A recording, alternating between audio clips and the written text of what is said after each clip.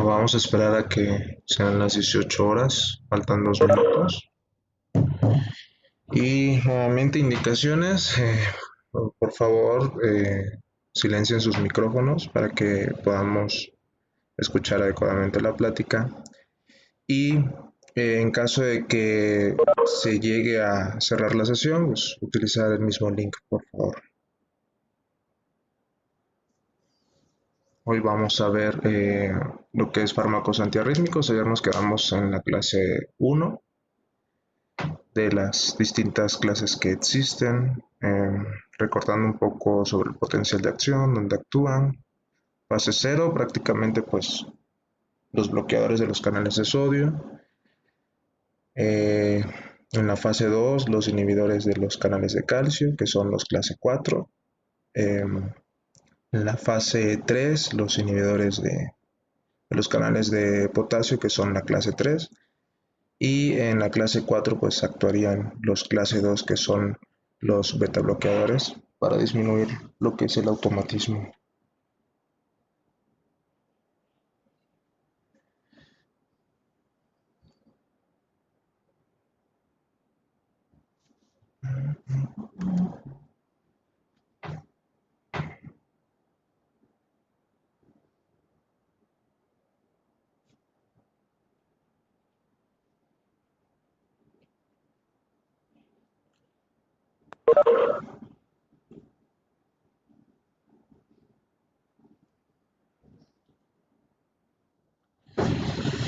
Bueno, vamos a iniciar. El día de ayer había comentado un poco sobre la historia de los antiarrítmicos, nada más para recordar que en 1970 Vaughan Williams realiza la clasificación de antiarrítmicos y en 1991 el grupo Sicilian Gambit propone una clasificación, si no nueva, ampliada.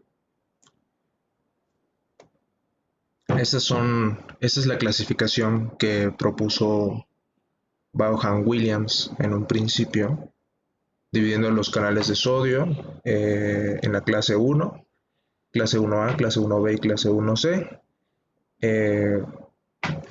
donde esos fármacos tenían una acción intermedia, rápida y lenta respectivamente.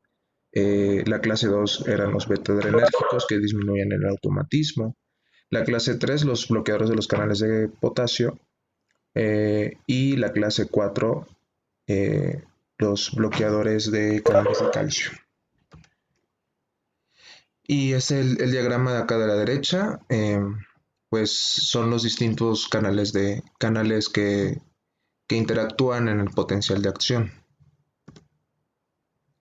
Y bueno, solamente para recordar, esta clasificación ampliada del consenso de Sicilia incluye 8 grupos, 8 clases, empezando por la clase 0, que son los bloqueadores de canales nucleótidos cíclicos hiperpolarizados, que prácticamente actúan en el automatismo, en el nodo sinusal, bloqueando los canales Ifani. Por lo tanto, van a aumentar el intervalo RR y van a reducir, como ya lo había mencionado, el automatismo a nivel del nodo sinoauricular, y el fármaco más representativo va a ser la ivabradina. En cuanto a los bloqueadores de los canales de sodio activados por voltaje, son la clase 1 y se subdividen en clase 1A, B, C y D, los cuales, pues bueno, los clase 1A son igual bloqueadores de canales de sodio, pero estos van a tener una disociación intermedia. Los bloqueadores tipo 1B van a tener igual el mismo mecanismo de acción, sin embargo van a tener una disociación rápida. Los 1C van a bloquear los canales de sodio, pero van a tener una disociación más lenta, por lo cual al tratar de aumentar el potencial, prolongar el potencial de acción, se va a traducir a nivel electrocardiográfico un aumento del intervalo QT. Los medicamentos más representativos del 1A, la quinidina, la disopiramida, 1B, lidocaína, megiletina y también podemos incluir a la fenitoína. Y en el 1C, la propafenona y la flecainamida. Patologías muy variables, sobre todo en las taquicardias supraventriculares, los 1A, los 1B en taquicardias ventriculares y los 1C, igual que los 1A, se pueden utilizar en las taquiarritmias supraventriculares que son resistentes al tratamiento. Y en cuanto a los bloqueadores, bueno, a la clase 1D, que son los bloqueadores de canales lentos de sodio, van a afectar la recuperación del potencial de acción, por lo cual también van a aumentar el intervalo QT, hablando en cuanto al electrocardiograma.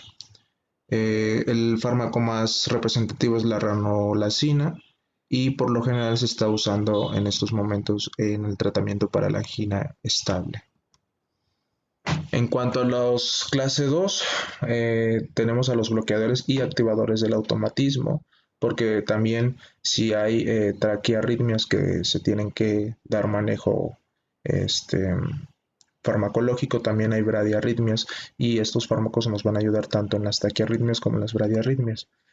En cuanto a la clase 2, se van a subdividir en 1A, en 2A, 2B, 2C, 2D y 2E. El E es aquí donde incluyeron ya la adenosina, que anteriormente se incluía en la clase 5, que eran otros fármacos, como la digoxina y la adenosina, que tenían un mecanismo de acción muy diferente a las clases que había descrito Vaughan Williams. Entonces, comenzando con los 2A, van a inhibir la carga adrenérgica, por lo tanto, como estos medicamentos actúan a nivel del automatismo del nodo sinoauricular, van a aumentar, electrocardiográficamente se va a traducir en un aumento o una disminución del intervalo RR y PR. Los 1A incluimos al carvedilol, que es un fármaco no selectivo, y en cuanto a los selectivos tenemos al atenolol y el metoprolol, que van a actuar directamente en los receptores beta 1. Las patologías que se puede aplicar son las taquicardias sinusales o supraventriculares. En la clase 2B, los agonistas beta adrenérgicos no selectivos igual van a actuar en la misma zona, pero electrocardiográficamente vamos a ver una disminución del intervalo RR y PR, lo cual pues va a aumentar el automatismo ventricular y va a disminuir lo que es la bradicardia. En este caso tenemos al isoproterenol, se va a utilizar en ritmo de escape ventricular, en bloqueo auriculoventricular o en bradicardia por fármacos.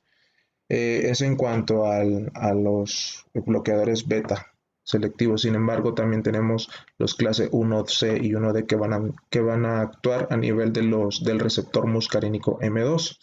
En cuanto al 2C, en los bloqueadores del receptor M2, vamos a inhibir los receptores colinérgicos, lo cual va a haber una disminución del RR y del PR, incrementando el automatismo del nodo sinoauricular.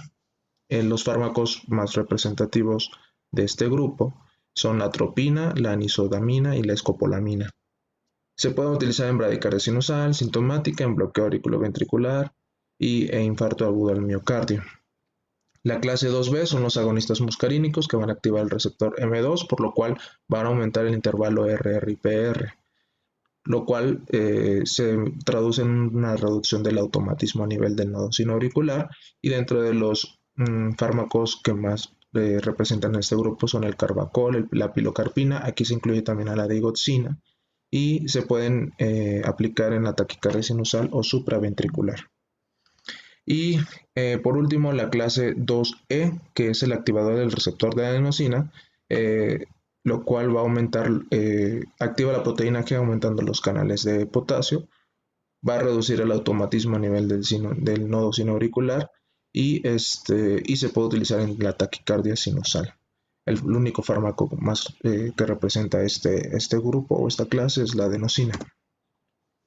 En cuanto a los bloqueadores o activadores de los canales de potasio, aquí va a haber dos tipos de canales, ya que son una variedad muy inmensa de los cuales se han estudiado. Se van a clasificar en dependientes de voltaje y en metabólico dependientes. En cuanto a los dependientes de voltaje, se subclasifican en 3A, que van a ser los bloqueadores de canales de potasio no selectivos, los bloqueadores de canales selectivos, en este caso los de corriente rápida, los de corriente lenta y los de corriente ultra rápida. En cuanto a los bloqueadores de los canales no selectivos, va a bloquear los múltiples canales de potasio. No va a distinguir. ¿Por qué? Porque, pues, como les había comentado, hay muchísimos rápidos, lentos, ultra rápidos, por lo cual va a prolongar uno de las características electrocardiográficas más representativas de los bloqueadores de potasio es que van a prolongar el QT. Por lo tanto, van a ser bastante proarrítmicos. Entonces, como mecanismo terapéutico aumentan el potencial de acción. Algunos fármacos representativos de este grupo, la miodarona, la dronedarona, y en patologías aplicables, pues bueno, tenemos la taquicardia ventricular sin daño al miocárdico, síndrome de Wolff-Parkinson-White, fibrilación ventricular. Y en cuanto ya a los selectivos, vamos a tener a los de corriente rápida, igual, prolongan el QT, prácticamente actúan casi parecido, pero si queremos ser más específicos, pues podemos dar un bloqueador a ese tipo de canal. Van a aumentar el potencial de acción y el periodo refractario. Los fármacos representativos de los bloqueadores de canales de potasio de corriente rápida, dofetalida y sotalol.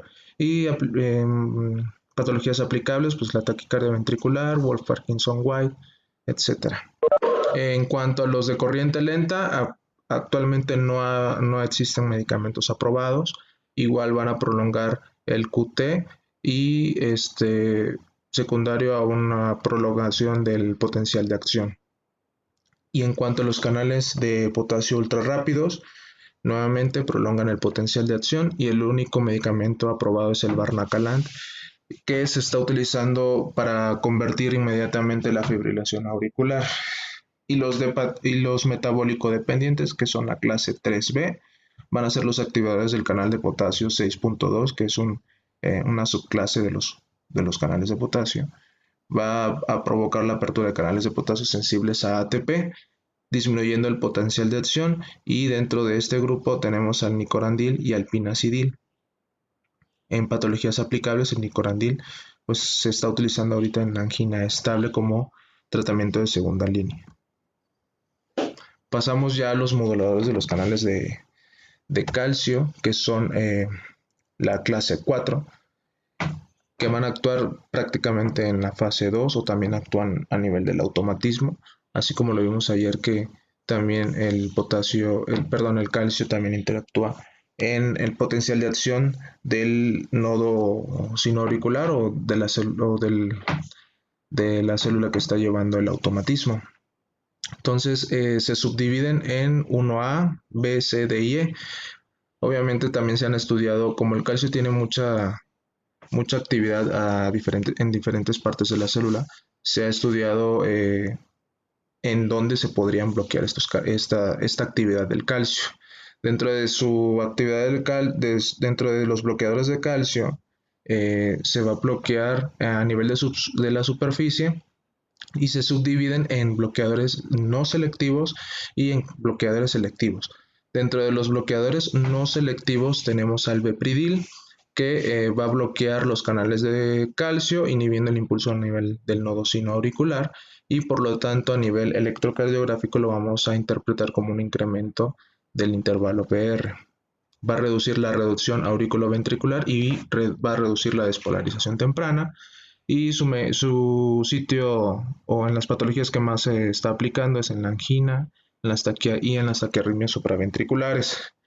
También tenemos a los bloqueadores selectivos, en este caso en los canales lentos, que básicamente se encuentran en la fase 2 del potencial de acción a nivel de un miocardiocito ventricular. Bloquea los canales 1.2 y 1.3 de la superficie de la membrana, inhibiendo el impulso nodo sinoauricular, y por lo tanto va a incrementar el intervalo PR. va a reducir la conducción a nivel auriculoventricular. Entre los fármacos más representativos, el verapamil y el diltiazem. Se va a aplicar en arritmias supra y ventriculares sin daño estructural del miocardio. También tenemos a los bloqueadores de canales 3.1 que inhiben el nodo sinoauricular y hasta el momento no han sido aprobados ningún medicamento. También, como les había comentado, el calcio tiene mucha actividad a nivel intracelular, entonces se ha buscado un bloqueador de canales de calcio a nivel del retículo sarcoplásmico directamente en el receptor de rianodina. Si recordamos ayer, al momento que ingresa el calcio adentro de la célula, se une al receptor de rianodina para que pueda salir más calcio a nivel para que pueda salir más calcio del retículo sarcoplásmico y se puede unir al complejo troponina para llevar a cabo la contracción muscular. Entonces se ha visto que la flecainamida y la propafenona, que son medicamentos clase 1C, pueden llevar a cabo ese mecanismo de acción. También hay otros que todavía no se han aprobado o que siguen en investigación, como los activadores de los canales del retículo sarcoplásmico, el bloqueador del intercambiador sodio-calcio y en la promoción de la fosforilación del calcio a nivel del citosol. Clase 5 son los bloqueadores de canales mecanosensitivos. Esos van a bloquear el canal transitorio del potencial, evitando la activación del calcio.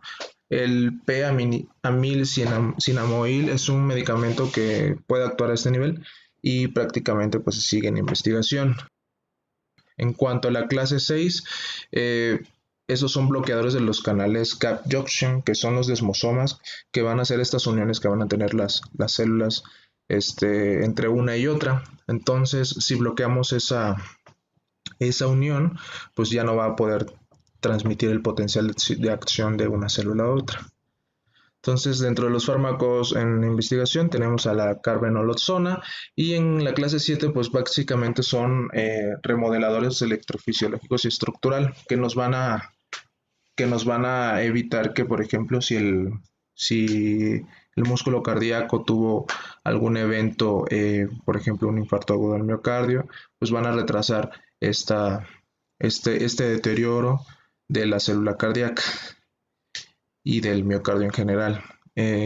Como ejemplos tenemos a los IECA, los ARA, los ácidos omega 3 y a las estatinas que van a retrasar este daño estructural y electrofisiológico. Y ese esquema representa básicamente en qué sitio van a actuar los diferentes bloqueadores o antiarrítmicos.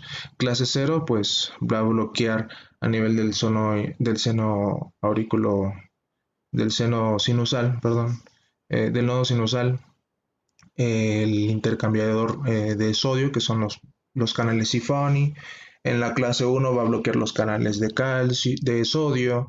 En la clase 2, de este lado, va a bloquear los receptores beta adrenérgicos o los va a estimular, y también va a bloquear o va a estimular los receptores M2, que son los muscarínicos.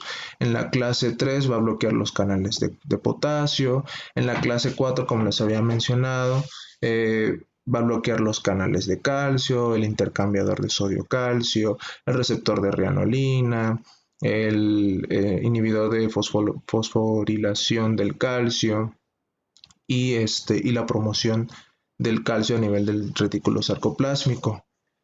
En el 5 va a inhibir los receptores transitorios que van a activar el calcio, que apenas está en investigación. Clase 6, los desmosomas o los gap junction a nivel de entre célula cardíaca. Y en la clase 7, pues los estresores, que van a ser los moduladores de daño a nivel miocárdico. Esas son, como ya lo habían visto, ya lo habían mostrado el día de ayer, esos son los múltiples canales que se han investigado, múltiples canales de potasio que van a actuar en la fase 3 prácticamente, y los canales de sodio y calcio que vemos aquí, pero prácticamente de los canales de potasio pues son muchos, son demasiados. Y bueno, vamos a hablar específicamente de cada uno de ellos. Me voy a ir un poco más rápido. La ivabradina, como les dije, bloqueador de los IFONI a nivel del seno sinusal. Vida media de 11 horas, presentación de 5 o 7 miligramos, reacciones adversas, los fosfenos, bradicardia, etc. Está contraindicado obviamente en bradicardia, hipotensión y bloqueo auriculoventricular porque van a reducir la conducción. Y bueno, ¿qué se ha investigado de este medicamento? Se hizo el estudio Beautiful entre 2004 y 2006 con el objetivo de demostrar si la ivabradina disminuía la muerte cardiovascular al disminuir la frecuencia cardíaca. Los criterios de inclusión fueron pacientes con enfermedad coronaria y una fracción de eyección del ventrículo izquierdo menor al 40% y eh, se demostró que realmente no les iba muy bien a los pacientes. La tasa de mortalidad se elevó en comparación con los que recibieron placebo, porque este estudio fue un estudio aleatorizado a doble ciego con placebo control. Entonces sí les iba muy mal. Sin embargo, en aquellos pacientes que tenían una frecuencia cardíaca mayor a 70 latidos por minuto, les iba muy bien. Incluso hasta disminuyeron la mortalidad y el ingreso hospitalario. Si vemos en este esquema, pues prácticamente los placebo control les fue mucho mejor en aquellos que estaban recibiendo la ivabradina. Sin embargo, los pacientes que tenían una frecuencia cardíaca más alta, por arriba de 70 latidos, pues les benefició adecuadamente. Y el otro estudio, que es el estudio SHIFT, que se realizó en 2012 para demostrar si la ivabradina realmente disminuía la muerte cardiovascular al disminuir la frecuencia cardíaca, y obviamente con el antecedente del estudio Beautiful, se escogió a pacientes con una frecuencia cardíaca mayor a 70 latidos por minuto y una fracción de eyección del ventrículo izquierdo menor a 35%, en donde sí redujo realmente la mortalidad en un 10% por evento cardiovascular y la tasa de hospitalización disminuyó en un 26% en comparación con los que recibieron placebo. Entonces, por lo general, ese medicamento se indica en insuficiencia cardíaca y también viene muy bien documentado en la guía europea de insuficiencia cardíaca, donde realmente la ivabradina sí funciona o sí ayuda al paciente a que no tenga eh, mayor mortalidad y mayor tasa de hospitalizaciones. Y bueno, en cuanto a la clase 1, el mecanismo de acción de estos medicamentos se debe a cómo es el tipo de receptor de sodio. Recordemos que el receptor de sodio es activado por voltaje. Entonces, en cuanto la célula se vaya despolarizando, se van a ir abriendo los canales de sodio y se van a ir activando.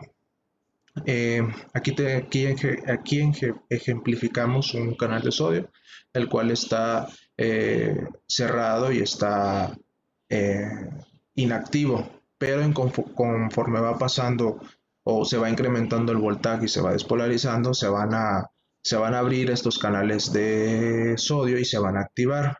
Y una vez que se vuelvan a repolarizar, pues prácticamente se van a inactivar y se van a cerrar estos canales. Entonces, ¿dónde actúa cada subclase de la clase 1? Los 1A y los 1B van a tratar de cerrar el canal de sodio, y la clase 1D va a tratar de inactivar el canal de sodio a pesar de que esté abierto. Y el 1C va a tratar de inactivar el canal de sodio a través del canal cerrado de sodio. Igual como les había comentado, al momento que se va despolarizando la célula, se abre el canal, se activa, va pasando, se va repolarizando poco a poco, se inactiva pero se mantiene abierto, y una vez repolarizado este canal se cierra y se inactiva. Y cuando empieza nuevamente el proceso de despolarización, este canal se activa pero se mantiene cerrado, y así sucesivamente hasta que continúa el mismo ciclo. Clase 1A, pues alarga la duración del potencial de acción reduciendo el automatismo ectópico. ¿Sí? Vida media, en este caso nada más ejemplifico la quinidina, que su vida media es de 6 a 12 horas y la procainamida de 3 a 4. ¿Sí? Las dosis de procainamida, 15 miligramos kilo en bolo, mantenimiento de 30 a 60 microgramos. Y la quinidina de 200 a 300 miligramos cada 6 a 8 horas. ¿Cuáles van a ser las reacciones adversas en su mayoría? Pues obviamente como estos medicamentos prolongan el QT, van a ser proarrítmicos y pueden generar torsada de Pons. Y vean cómo aquí esquematiza cómo es el mecanismo de acción de la clase 1A. Entonces van a alargar lo que es la fase 0, por lo tanto pues va a durar más la despolarización y el potencial de acción se va a alargar, pero prácticamente alargan lo que es la fase 0, no alargan otras fases más que exclusivamente donde están los canales de sodio. Y quinidina también, esta sí la tenemos en el cuadro básico de medicamentos del Instituto Mexicano de Seguro Social.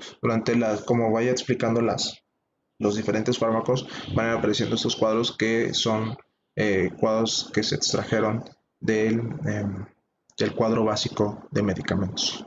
Presentaciones, quinidina, tabletas de 200 miligramos y la dosis de 200 a 400 cada 6 horas aproximadamente. Clase 2B, reducen el potencial de acción mediante la disociación rápida de los canales de sodio.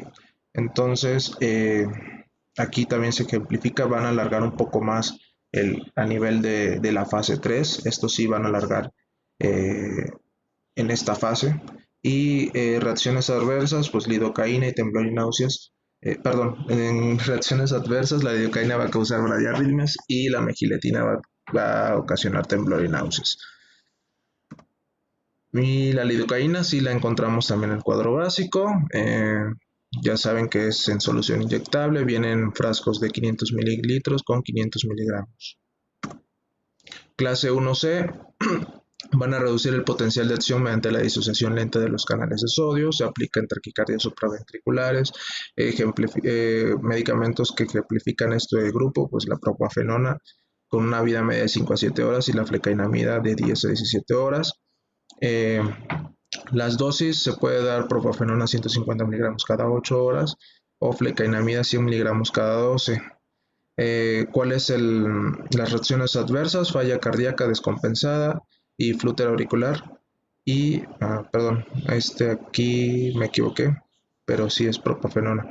Y flecainamida, infarto agudo del miocardio con elevación del segmento ST e insuficiencia cardíaca. Entonces, ¿cómo van a actuar? Igual van a aumentar el potencial de acción, prolongando todavía más que los clase 1A, la fase 0. Y la propafenona sí la tenemos en el cuadro básico, en una presentación de 150 miligramos, tabletas. Y la clase 1D, que es la ranolacina, va a bloquear los canales lentos de sodio, disminuyendo el tiempo refractario del potencial de acción. Se puede aplicar en la taquicardia ventricular con una vida media de 2 a 6 horas y la dosis de 375 miligramos cada 12 horas por 4 semanas y se puede aumentar hasta 500 miligramos cada 12 horas. Reacciones adversas, náusea, estreñimiento, alargamiento del QT, porque obviamente va a prolongar el potencial de acción y puede provocar angina estable. Y bueno, ¿qué se ha estudiado de la ranolacina? Se hizo un ensayo aleatorizado para el uso de ranolacina en pacientes con angina inestable que también estaban consumiendo atenolol, amlodipina o diltiazem, mientras estos pacientes realizaban el ejercicio. ¿Cuál era el objetivo? Para ver si la ranolacina podía disminuir los eventos de angina inestable o de dolor precordial en estos pacientes durante si hacían ejercicio u otras actividades. Por lo cual sí se comprobó que disminuía los síntomas en comparación con el placebo. Y en cuanto a los clase 2, tenemos a clase 2A, que son los bloqueadores no selectivos beta 1 no selectivos y los beta 1 adrenérgicos, los cuales van a incrementar el AMP cíclico disminuyendo la conducción. No selectivos tenemos al carvedilol y el propranolol, y selectivos el atenolol y el metoprolol. El propranolol sí lo tenemos en el cuadro básico en tabletas de 40 y 10 miligramos y en cuanto a los clase 1B van a ser los agonistas beta-adrenérgicos que van a incrementar el AMP cíclico y van a disminuir la conducción. El isoproterenol, igual, perdón, en la clase 2A, aquí como vemos, van a bloquear el automatismo y por lo cual van a prolongar el potencial de acción a nivel del nodo sinoauricular y por lo tanto van a disminuir la frecuencia cardíaca. Clase 2C, los bloqueadores de receptores muscarínicos M2 van a incrementar el automatismo mediante el bloqueo colinérgico de los receptores y el fármaco más representativo, que sí lo tenemos también en el cuadro básico, pues va a ser la atropina. Y en cuanto a la clase 2D, los activadores de los receptores M2, de los fármacos, dentro de los fármacos, pues vas a ver la digoxina, que también lo tenemos en el cuadro básico, con una presentación de 0.25 miligramos. Y también la tenemos en solución inyectable en ampolleta de 0.5 miligramos, diluidos en 2 mililitros. La clase 2E, perdón, la clase 2E que es la adenosina, que inhibe la adenilciclasa reduciendo la actividad de los canales de calcio tipo L y potasio tipo S. También la encontramos en el cuadro de medicamentos del IMSS, en una dosis de 6 miligramos en 2 mililitros de solución. Clase 3A, los bloqueadores de los canales de potasio, voltaje dependientes no selectivos, que van a bloquear los canales de potasio y aquí van a prolongar lo que es la fase 3 y por lo cual, si nosotros recordamos lo que había mencionado el día de ayer, la fase 3 se relaciona con el intervalo QT. Entonces, van a, como reacción adversa, sí van a alargar el QT y hay que tener mucho cuidado porque ahí en esa fase se pueden producir muchas proarritmias. Aplicación, taquicardia ventricular, Wolff-Parkinson-White, fibrilación auricular con vía accesoria. Hablo de la amiodarona porque es el fármaco más representativo de esta clase y creo que es de la que más nos acordamos. Lamentablemente tiene una vida media muy muy larga, de semanas a meses, y la dosis es intravenosa 5 miligramos por kilogramo de peso en bolo, infusión lenta o vía oral 200 a 400 miligramos. Como reacción adversa, pues va a presentar hipotensión y prolongación del PR, QT, del QRS, fibrosis pulmonar. Lamentablemente la amiodarona tiene muchas reacciones adversas que debemos cuidar. Sí lo tenemos en el cuadro básico de medicamentos, en solución inyectable en 150 miligramos en 3 mililitros o en tabletas de 200 miligramos vía oral. ¿Y qué se ha estudiado de la amiodarona? Hago énfasis en ella porque, como les comentaba, como que es el medicamento más usado y más representativo para el control de arritmias. Por lo tanto, fue aprobada la amiodarona por la FDA en 1985 y obviamente han salido muchos estudios. Este estudio es de 1987-88 aproximadamente, donde se empezó a hablar de realmente la amiodarona es muy buena o es muy mala o tiene muchos efectos adversos y se encontró que produce muchas interacciones con las catecolaminas, el diltiazem, el propranolol, también con la procainamida, la quinidina. Entonces tiene muchas interacciones y dentro de los efectos adversos que se han presentado en diferentes estudios, que son estudios realmente de antaño, se ha visto que es proarrítmico, que produce neumonitis, fibrosis pulmonar, intolerancia gastrointestinal es una de las principales reacciones adversas que presentan estos medicamentos, falla cardíaca. Entonces sí se ha visto que produce muchos efectos adversos, incluso hasta hipo o hipertiroidismo se ha llegado a presentar en este tipo de pacientes que consumen amiodarona. Por lo tanto, pues también se han hecho investigaciones si realmente se puede sustituir la amiodarona por otro medicamento que no tenga tantas reacciones adversas. Uno de los estudios en el cual se comparó a la amiodarona fue con la procainamida en pacientes que tuvieran taquicardia de QRS amplio. Entonces se hizo el estudio Procamio, donde nada más se realizó en 74 pacientes. ¿Y cuáles fueron los resultados? Que la procainamida fue mejor que la amiodarona En cuanto a al control de la presión arterial, vieron mucho que, bueno, dentro de los resultados se destacaron que la amiodarona producía más efectos hipotensores en comparación con la procainamida. Por lo tanto, pues se recomienda con este estudio el uso de procainamida en pacientes con taquicardia ventricular de complejo ancho. Y la clase 3A, que son los bloqueadores de los canales de potasio rápidos. Aquí incluyen a la dofetilida, perdón, eh, que es un bloqueador de canales de corriente rápida, vida media de 10 horas, la dosis de 500 miligramos cada 12 horas y reacciones adversas pues torsada de points por el incremento del intervalo QT. Los canales de potasio ultra rápidos, Bernacalan, que es el único medicamento aprobado, vida media de 3 a 4 horas. Ese es en solución inyectable, con una dosis de 3 mililitros cada por kilogramo de peso durante 10 minutos y después, en caso de no revertir, se puede dar otro bolo con 2 mililitros por kilogramo de peso. Este se está usando mucho en pacientes con fibrilación auricular para conversión rápida. Y pasamos a la clase 4, que son los bloqueadores de calcio no selectivos de la superficie de la membrana. En este caso el Bepridil es el más conocido. Su vida media es de 42 horas, una dosis de 200 miligramos vía oral cada 24 horas. Y pues como vemos en este esquema van a prolongar el potencial de acción a nivel sinoauricular. Y en cuanto a los clase 1, clase 4 ya selectivos, de los bloqueadores de calcio de corriente lenta, tenemos al diltiazem y al verapamil, que eso sí los incluye el cuadro básico de medicamentos del IMSS. Diltiazem en tabletas de 30 miligramos y el verapamil en tabletas de 80 miligramos, de 80 miligramos.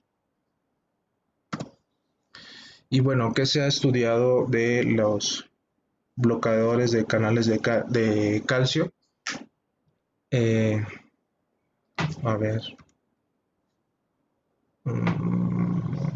Perdón, se me cuatropearon las diapositivas, pero esto corresponde a los clase 2 que se ha estudiado de los beta 2. Es un estudio que salió en el año pasado, que donde se veía cómo es que los beta bloqueadores han ayudado en el control de enfermedades cardiovasculares, porque se ha usado tanto hipotensor como en el manejo de la insuficiencia cardíaca y como antiarrítmico.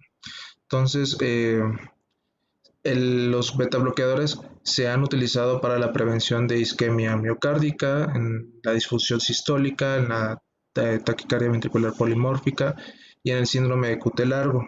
Y se han hecho varios estudios a través de los años en donde los beta bloqueadores realmente sí han reducido la mortalidad en aquellos pacientes que han tenido infarto agudo al miocardio a través de la prevención de las arritmias. Y bueno, vamos a pasar ya al monitoreo del paciente bajo tratamiento de antiarrítmicos. ¿Cuándo lo vamos a hacer? Hay que iniciarlo o hay que monitorizar al paciente al iniciar o ajustar el tratamiento, cuando el paciente falla en el tratamiento, en pacientes con datos de toxicidad y en pacientes que presentan o desarrollan otras enfermedades como enfermedad renal crónica o insuficiencia hepática. Consideraciones especiales: las mujeres tienen mayor riesgo de proarritmias porque se ha identificado que los hombres tienen un factor protector que es la testosterona, entonces eso los protege para el desarrollo de proarritmias a través de los antiarrítmicos clase 1 y clase 3. En la enfermedad cardíaca no diagnosticada, como hipertrofia ventricular, cardiopatías congénitas, hay que evitar los antiarrítmicos clase 1A, 1C y clase 3 por el efecto de prolongación del QT. En enfermedad renal crónica sí hay que ajustar los medicamentos antiarrítmicos de acuerdo a la tasa de filtrado glomerular, y pacientes con antecedentes de bradicardias persistentes o alteraciones de la conducción, pues porque obviamente podemos generar un bloqueo auriculoventricular. Hay que tener en especial cuidado con los clase 3. Y como les he mencionado, los clase 3 son los que van a producir más. más arritmias secundarias a antiarrítmicos. Eh, Esta es una tabla donde se indica qué medicamentos se tienen que tener mucho cuidado en pacientes con enfermedad renal crónica. Por ejemplo, el sotalol, después de una reducción del filtrado glomerular menor a 30 mililitros por minuto, sí hay que reducir la dosis. La procainamida se recomienda reducir también la dosis. La quinamida se ha visto que es un proarrítmico que también va a interferir con la eliminación de otros medicamentos. Entonces esta tabla sí es como son las recomendaciones que da sobre pacientes que tienen enfermedad renal crónica. ¿Y qué son las proarritmias? Pues va a ser un efecto adverso provocado por el tratamiento antiarrítmico que se va a caracterizar por la presencia de bradiarritmias, taquirritmias o alteraciones en la conducción del impulso cardíaco. Eh, ¿Cuál va a ser un mecanismo que, cuáles son los mecanismos que favorecen la proarritmia? Pues los inhibidores de los canales de calcio, como les había comentado, son los más proarrítmicos de todos los fármacos. También los inhibidores de canales de sodio, medicamentos cardiotóxicos como la antraciclina también van a favorecer eh, el, las proarritmias y factores que facilitan una proarritmia. También el género femenino va a ser más propenso a ello, las hipocalemias, las hipomagnesemias o las bradicardias también nos van a, nos van a generar o van a ser propenso al paciente a que presenten proarritmias. Y cuáles son los síndromes proarrítmicos, por ejemplo, la toxicidad digital, eh, va a haber bloqueos auriculos ventriculares, bloqueadores de canales de sodio, van a producir flúter atrial, incremento en el trigger, van a producir también torsade de Points, que es uno de las proarritmias más representativas. Entonces sí hay que tener en cuenta que el paciente que está tomando antiarrítmicos puede generar alguna proarritmia en cualquier momento. Y bueno, ya para terminar las conclusiones, el uso correcto de antiarrítmicos provee al paciente menos complicaciones derivadas de ellos. La clasificación empleada se basa en la actividad específica de cada fármaco y los fármacos en investigación contribuirán a una mayor oferta específica para cada paciente y todos los antiarrítmicos pueden desencadenar proarritmias. Entonces sí hay que explicar al paciente que en caso de que presente palpitaciones, dolor precordial, pues acudir a urgencias para que puedan ser valorados porque en sí estos tipos de medicamentos pueden causar proarritmias. Y creo que eso es todo. No sé si tengan alguna pregunta, algún comentario al respecto. Sí, Rodri, ¿me Sí, escuchas hoy? sí, sí, adelante, doctor, adelante. Oye, bueno, estuvo muy completa. Lo de la clasificación ampliada es un poquito difícil Sí, porque sí abarca cada medicamento por su mecanismo de acción. Pero, bueno, varios comentarios. Creo que entendiste un poquito mal lo del término proarritmia. Proarritmia. ujú, No es que se produzcan proarritmias, sí, es que los fármacos, o sea, que todos los antiarrítmicos son proarrítmicos. ¿Y qué es que sean proarrítmicos? Que produzcan cualquier tipo de arritmia. O sea, no es que la toxicidad digital sea una proarritmia, sino que cualquier antiarrítmico puede darte cualquier arritmia. sí, Ya sea que te desencadenen, o sea, en un paciente que tiene una vía accesoria, que te desencadenen una taquicardia recíproca, o que te desencadenen en alguien que tiene taquia auricular, un episodio de taquicardia auricular, o cualquiera. O sea, nada sí, más, sí, claro. el término proarritmia no es como específico para una arritmia. Es que los fármacos antiarrítmicos son proarrítmicos y te pueden dar cualquier arritmia. Ujú. Sí, Eh, Eso. Te iba a hacer otros comentarios. Creo que, bueno, estos ya van a ser un poquito más de preguntas. No sé si a todos les quedó. Es que el tema de antiarrítmicos es un tema bastante complejo. Así como los mecanismos de arritmia son complejos, el tema de antiarrítmicos yo creo que es más complejo porque tratar de darle un tratamiento antiarrítmico a una arritmia, así específicamente, pues se basa en que conoces cuál es el mecanismo fisiopatológico de esa arritmia en especial y que le estás dando el tratamiento porque quieres tú específicamente bloquear ese canal. Así como en cualquier otra patología, si le das un medicamento es por algo, ¿no? Y muchas veces en las arritmias es difícil dilucidar cuál es la génesis de las arritmias, ¿no? Sí, Porque eso ya no se los mencioné mucho en el tema de mecanismos de producción de arritmias, pero muchas de estas arritmias se pueden producir eh, por un cierto mecanismo y perpetuarse por otros. Ajá. Por ejemplo, se pueden producir por actividad desencadenada, por pospotenciales precoces, por pospotenciales tardíos y, y perpetuarse por ejemplo, porque haya una macro reentrada o una micro reentrada o una vía accesoria. Ajá. Entonces, o al revés, o sea, que se produzcan por otro y que se perpetúen pues, por otro diferente. Entonces, por eso es bastante complejo el tema de antiarrítmicos y tratamiento de arritmias, porque casi siempre es súper difícil saber por qué mecanismo está causando una arritmia, a menos que metas al paciente a un estudio electrofisiológico y le hagas un mapa de activación. sí. Y eso pues, no te va a dejar siempre bien claro cuál es el mecanismo, porque hay, pues, como ya vimos, alteraciones que son más a nivel genético y de canales, que esto está difícil verlo en un mapeo electrofisiológico. Ajá.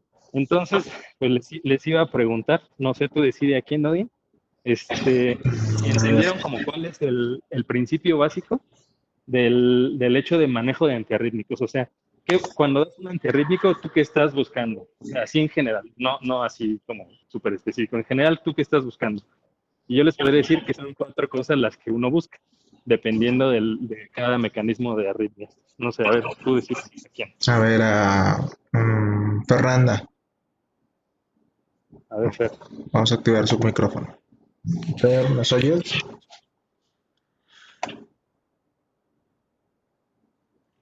Fer, Listo. ah, ok. A ver, Mm, Fer, tú con la clase, ¿cuáles crees que son así los mecanismos en general? O sea, no específicamente así como hablamos de cada fármaco, sino en general, ¿cuál crees que es, eh, o sea, ya agrupando todos, qué acciones hacen los antiarrítmicos? A ver, ¿tú cómo lo dirías? mm, Si quieres, te lo hago más fácil. Enfócate en el potencial de acción. ¿Qué le hacen al potencial de acción para tratar de frenar las arritmias?